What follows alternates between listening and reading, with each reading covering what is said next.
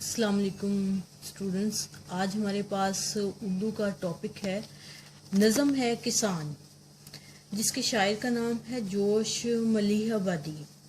जोश मलिह आबादी ने दर हकीकत किसान को खराज तहसीन पेश किया है।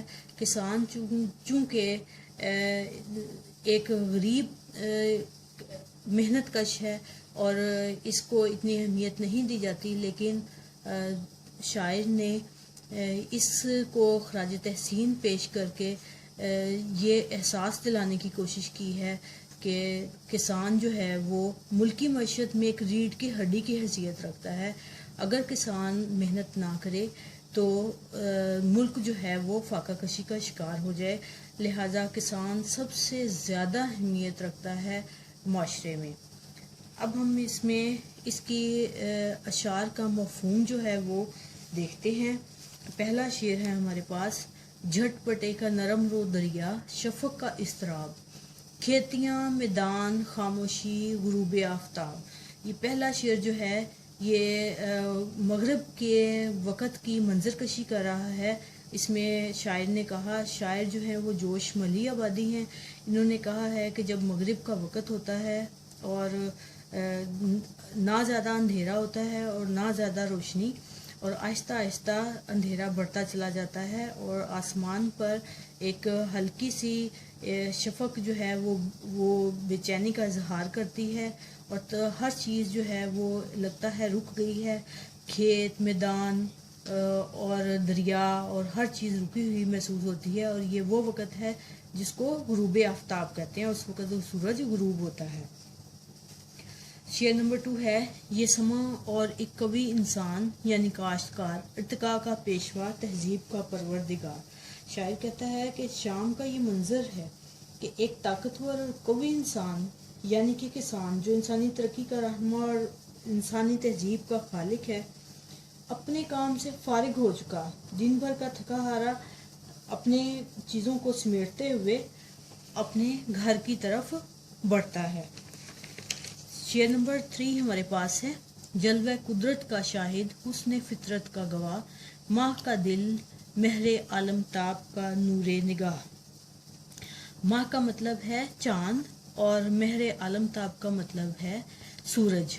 जलवा कुदरत यानी कि फितरी जो नज़ारे हैं ये उनका जिक्र किया गया है। शायर ने कहा है मुख्तसरन शायर ने कहा है कि ये किसान वो हस्ती है जो कि कुदरत के मनाज़र को अपनी आँखों से देखता है और इस पर चाँद और सूरज जो है वो इंतहाई इस पर अपने प्यार का इजहार करते हैं।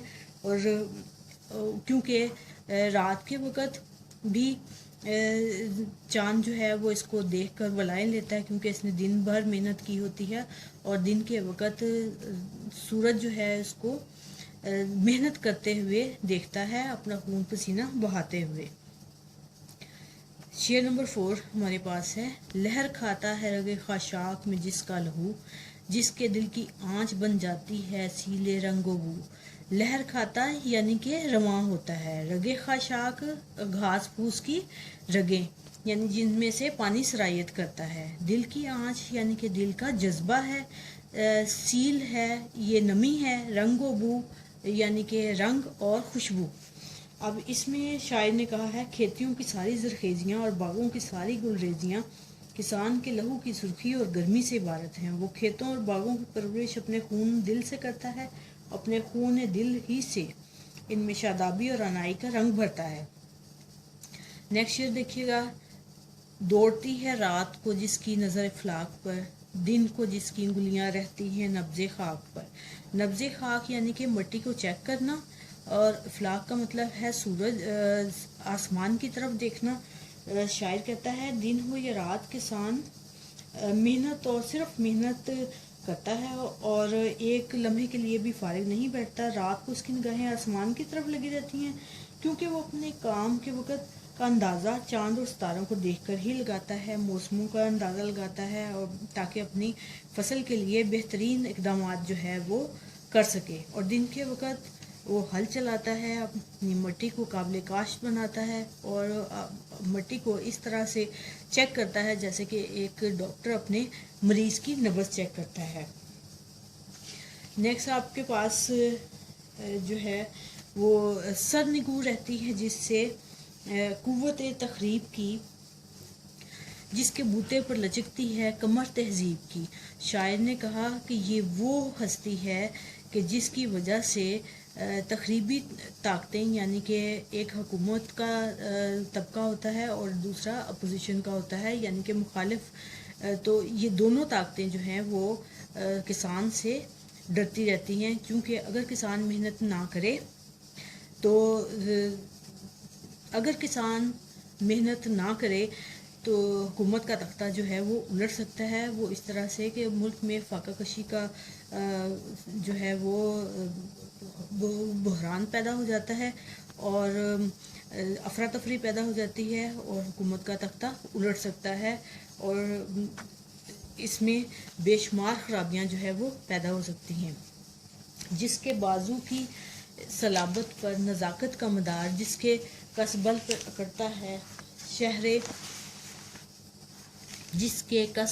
پر اکڑتا ہے غرور شہر یار۔ اب شاعر نے اس میں بھی کسان کو بھرپور طریقے سے خراج تحسین پیش کیا ہے اور کہا ہے کہ یہ اس کی بازو کی طاقت ہی ہے جس پر حکمران طبقہ جو ہے وہ فخر محسوس کرتا ہے۔ شاعر کے دھوپ کے جھلسے ہوئے رخ پر مشقت کے نشاں، کھیت سے پھیرے ہوئے منہ گھر کی جانب ہے رواں۔ اب شاعر نے اس میں آخری جو لمحات کا ذکر کیا ہے اور کہا ہے کہ یہ کسان نے دن بھر محنت کی اور اس کی محنت جو ہے وہ اس کے چہرے سے عیاں ہے اور اس کے چہرے کو دیکھ کر اس کی محنت کا اندازہ لگایا جا سکتا ہے۔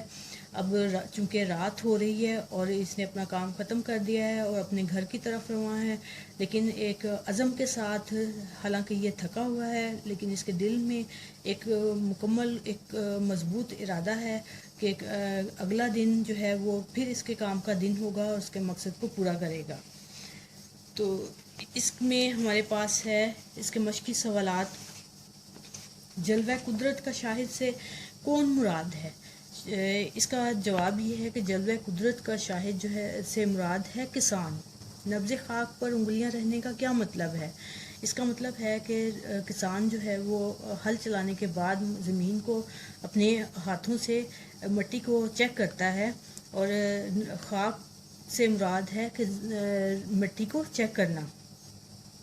شاعر نے کسے ارتقاء کا پیشوا کہا ہے؟ شاعر نے کسان کو ارتقاء کا پیشوا کہا ہے۔ کون سی قوتیں کسان سے سرنگو رہتی ہیں؟ تخریبی قوتیں جو ہیں وہ کسان سے سرنگو رہتی ہیں اور حکمران طبقہ بھی اس سے ڈرتا رہتا ہے۔